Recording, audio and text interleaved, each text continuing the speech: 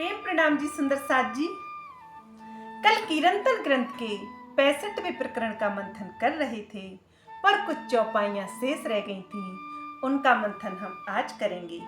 महामती जी कहती हैं, संशय मिटिया सद्गुरु साहिब दिया बताए, सुने चले बतन स्वरूप या मुख बरन्यो ना जाए, या मुख बरन्यो ना जाए।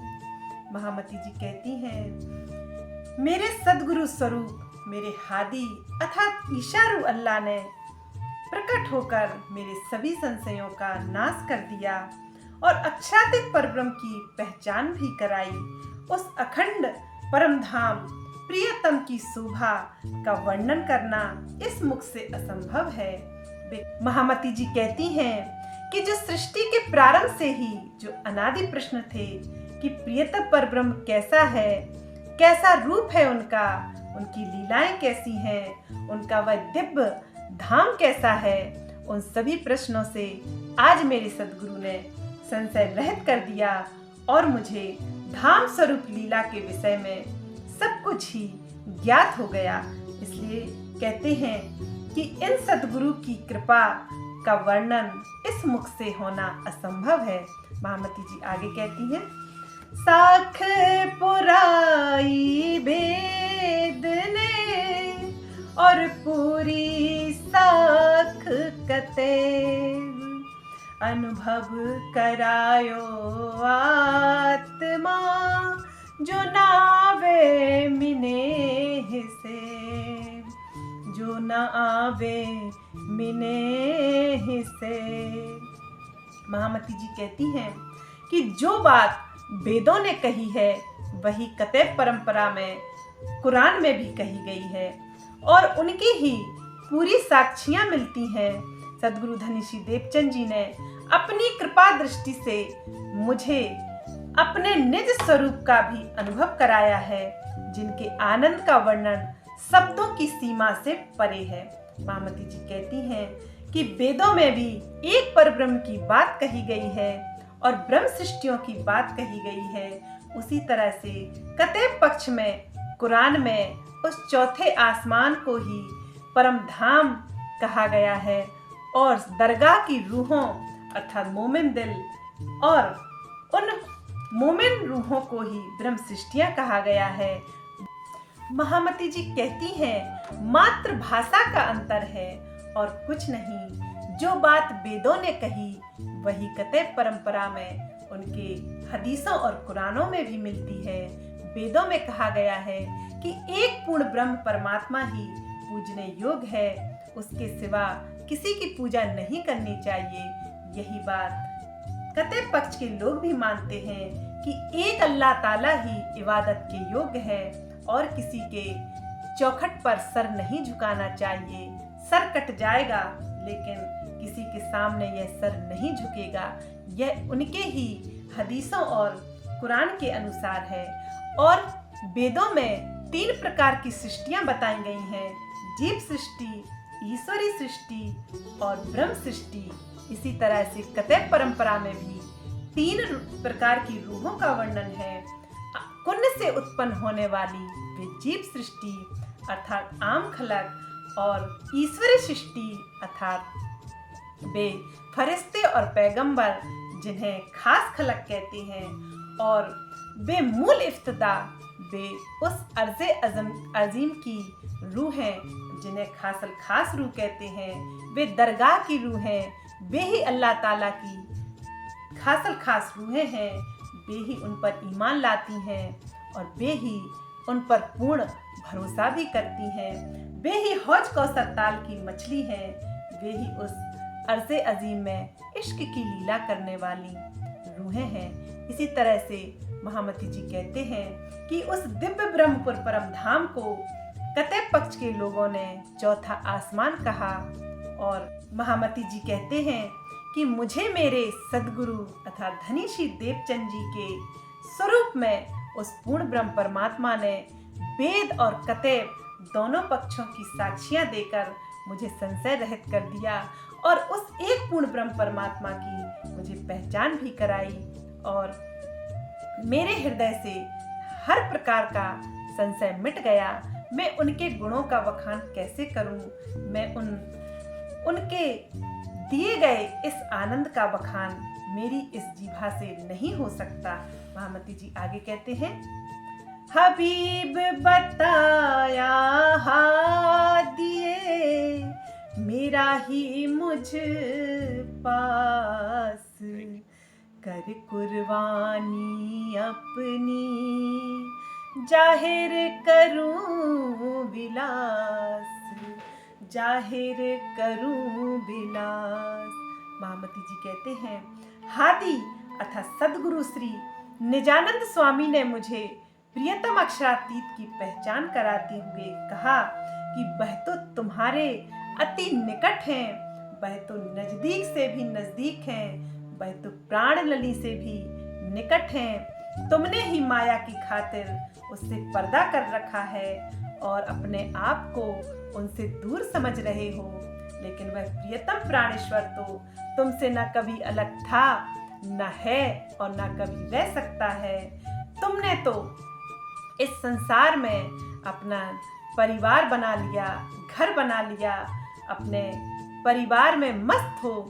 प्रियतम परब्रह्म का तो कोई परिवार नहीं है, उनका परिवार तो तुम ही हो, क्योंकि 12,000 ब्रह्म सृष्टि ही उनका परिवार है, उनका कुल है, उनकी वारिश हैं। वे कहते हैं कि हे अंगनाओं, तुम तो परिवार बनाकर बैठ गई हो, लेकिन मेरा तो तुम्हारे अलावा कोई नहीं है, क्योंकि मैं तो जागृत हूँ। मुझे तो स्वाप्निक दुनिया का सुख और दुख छू भी नहीं सकता। इसलिए हे आत्माओं, तुम दुखी होती हो तो मुझे बहुत ही कष्ट होता है। उस झूठी दुनिया से, उस नश्वर संसार से अपनी नजरों को हटाकर मुझ प्रियतम तक लाओ और अपने असली स्वरूप को पहचानो, अपने असली घर की पहचान करो और असली स्वामी जो मैं हूँ मेरी पहचान करो और अपने परम धाम में अखंड विहार की लीला करो। महामती जी कहते हैं कि इस तरह से प्रियतम हमारे सहरक की नली से भी निकट हैं।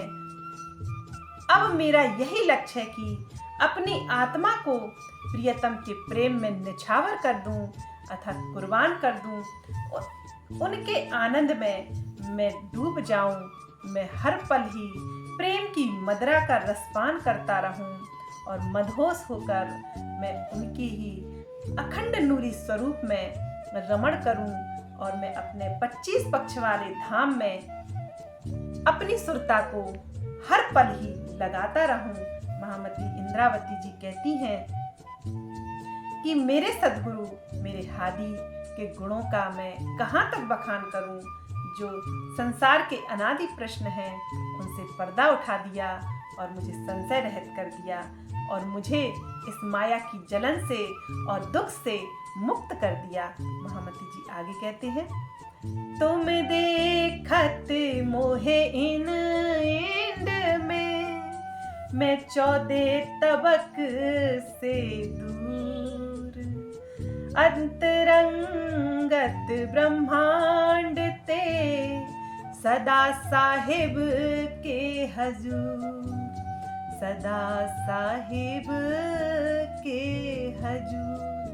कहते हैं, हे सुंदर साथ जी, आप मुझे इस ब्रह्मांड में देखते हो क्योंकि मैंने पंच भौतिक तन धारण कर रखा है, लेकिन मेरी परात्म का निज स्वरूप तो 14 लोक के परे उस अखंड धाम में, उस अखंड ब्रह्मांड में सर्वथा ही आनंद की लीलाएं करता है।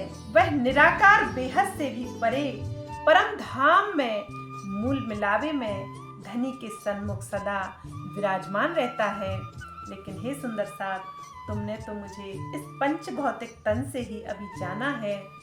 जब मेरे वास्तविक स्वरूप की पहचान कर लोगे तो प्रियतम और उनकी रूहें एक क्षण के लिए भी अपने धाम से और परमात्मा के दिल से दूर नहीं है, क्योंकि पर्दा तो मात्र माया का है। यदि माया से हम पीठ देकर अपनी नूरी नजर को उस प्रियतम परब्रह्म के श्री चरणों में लगाएंगे तो फिर वास्तव में माया हमारा कुछ नहीं बिगाड़ पाएगी। और यह पर्दा हट जाने पर प्रियतम परब्रह्म से एक क्षण की दूरी, एक क्षण का अलगाव हमें एहसास ही नहीं होगा, क्योंकि उन्होंने तो ब्रह्म मोमिन के दिल को ही अर्ज कर लिया है, अर्थात वे तो हमारे ही सहरक की नली से नजदीक हैं, हमारे ही दिल को अर्ज करके बैठे हैं। और अर्ज बका का ठौर हमारा ही हृदय है। जैसे एक थाली में जल भर लेने से 13 लाख गुना सूर्य का प्रतिबिंब उस थाली में प्रत्यक्ष रूप से हम सभी को दिखाई देता है, उसी तरह से उस बेहद से भी परे, जिसका कोई अंत नहीं, जिसकी कोई सीमा नहीं, ऐसे दिव्य ब्रह्मपुर परम धाम को हमारे नश्वर तन के इस छोटे से हृदय में हमारे प्रियतम मोमिन के दिल को ही अर्ज बताते हैं। और वास्तव में अर्ज करके वे इसी दिल में, इसी झूठे संसार के इसी छोटे से हृदय में वे विराजमान भी हो जाते हैं। यह ब्रह्म मोमिन पल पल। अनुमति जी आगे कहते हैं, ब्रह्म सृष्टि और वेद की है सुध कतेव वेद, सो आप आखर आय के अपनों जाहिर कियो सब भेद। कहते हैं वेद और कतेब में अक्षरातीत परब्रह्म तथा उनकी अंगरूपा ब्रह्म सृष्टियों की पहचान छिपी हुई है, किंतु उसे अब तक कोई भी जान नहीं सका। अब स्वयं परब्रह्म ने श्री महामती जी के धाम हृदय में विराजमान होकर अपने सारे भेदों को स्पष्ट कर दिया। महामती जी यही समझाते हैं कि वेदों में साक्षी के रूप में परब्रह्म और उनकी रूहों की संकेत मात्र में बातें लिखी हैं, और कुरान में भी मोहम्मद सल्लल्लाहु अलैहि वसल्लम के द्वारा उस प्रियतम परब्रह्म ने अपनी रूहों और अपनी खुदाई की और अपने घर की सारी बातें कुरान में भी लिखवाई हैं साक्षी के रूप में कि हे ब्रह्म सृष्टियों, तुम इन साक्षियों को देखकर तुम मुझ पर ईमान लाना और मुझ प्रियतम को कभी भूलना नहीं। महामती जी कहते हैं कि इन रहस्यों को अभी तक कोई जान नहीं सकता, जानेगा कैसे? ये बातें जिसकी हैं वही जानेगा। इन ब्रह्म सृष्टियों की महिमा की बातें हैं, उनकी सिफत भरी पड़ी हैं कुरानों और पुराणों में, तो वे ही समझेंगी और वे ही प्रियतम परब्रह्म पर ईमान भी लाएंगी, और दूसरा भला कौन ला सकता है। महामती जी कहते हैं कि अब तो सारे भेदों का उन्होंने खुलासा कर दिया है, मेरे धाम हृदय में विराजमान होकर धाम स्वरूप और लीला का वर्णन कर दिया है और ब्रह्म सृष्टियों की भी पहचान बता दी है। अब महामती जी कहते हैं अब वह परमात्मा, वह खुदा पर्दे में न रहा जिसे वेद नेति नेति कहते हैं और कुरान पक्ष के लोग जिसे बिना सूरत का निराकार कह देते हैं। अब उस परमात्मा को लोग अनुभव कर सकते हैं, ब्रह्म सृष्टियां जान सकती हैं और उनका ध्यान करके उनके अखंड नूरी स्वरूप में खो सकती हैं और अखंड आनंद की अनुभूति भी कर सकती हैं। ऐसी कृपा मेरे सदगुरु की हुई, उन इमाम मेहंदी की हुई जिन्होंने सारे भेद खोल दिए, जिनके विषय में कहा है मोहम्मद सल्लल्लाहु अलैहि वसल्लम ने कि आखिरी समय में वह आखिरी जमाने का खाविंद अपनी रूहों की खातिर आएगा और सबको अखंड मुक्ति देने का वादा भी उसने किया है, और वह कार्य कभी झूठा नहीं होगा क्योंकि अल्लाह अपने वादे से कभी नहीं मुकरता है। इसलिए वह समय है 11वीं शताब्दी, वही समय है जब इमाम मेहंदी के आने की सूचना मोहम्मद सल्लल्लाहु अलैहि वसल्लम ने दी थी और वह पूर्ण भी हुई। एक एक साक्षी कुरान और पुराण की सिद्ध होती गई और महामती श्री प्राणनाथ जी जाहिर होते गए, अर्थात उनका पर्दा खुलता ही गया। महामती जी आगे कहते हैं, महामती सो रूहें ब्रह्म श्रेष्ठ की, सो सब साहिब के तन, दुनिया करी सब कायम, सही भये मोहम्मद के बचन, सही भये मोहम्मद के बचन। महामती जी कहते हैं कि सुंदर सात अर्थात सभी ब्रह्म सृष्टियां उस अक्षरातीत के तन हैं, अर्थात उनकी अंग रूपा आत्माएं हैं, अर्थात उनके स्वरूप में अक्षरातीत ही विराजमान है। सुंदर साथ जी, यहाँ वही बात आ जाती है कि अपने सुंदर साथ की अपने ब्रह्म सृष्टियों के हृदय को वे अर्ज करके बैठे हैं, अर्थात ब्रह्म सृष्टि ब्रह्म से न्यारी नहीं, ब्रह्म सृष्टि ब्रह्म के समान ही महिमा वाली है। यहाँ महामती जी यही बात कह रहे हैं। वे कहते हैं ब्रह्म सृष्टियों के संसार में आने के कारण ही धनी ने इस संपूर्ण ब्रह्मांड को अखंड करने की कृपा की है, अर्थात मोहम्मद सल्लल्लाहु अलैहि वसल्लम की भविष्यवाणी सत्य हुई। उन्होंने कहा था कि कल को ही खुदा आवेगा, अर्थात वक्त आखिरियत के दिन वह खुदा आवेगा। खुदा की एक रात्रि 100 वर्षों के बराबर और खुदा का एक दिन दुनिया के 1000 वर्षों के बराबर है, अर्थात यह वही समय है, 11वीं शताब्दी वही समय है जो मोहम्मद साहब ने अपने बंदों से, अपने मानने वालों को हिदायत दी थी। वे कहते हैं कि उनकी सभी भविष्यवाणी सिद्ध हुई। उन्होंने कहा था वक्त आखिरियत के दिन खुद खुदा आएगा और अपनी न्याय की लीला से सभी को अखंड मुक्ति देगा और सबको अखंड मुक्ति देकर अपनी रूहों को अरसे अज़ीम में ले जाएगा और फिर से प्रेम और आनंद की लीलाएं कर सकेंगे। हम सभी दरगाह की रूह हैं, हम सभी नियतम प्राणेश्वर के बंदे, खास रूह हैं, नियतम को पाकर अपने अखंड आनंद में से हो सकेंगे। 65वां प्रकरण समाप्त हुआ। बोलिए प्राणनाथ प्यारे की जय। प्रेम प्रणाम की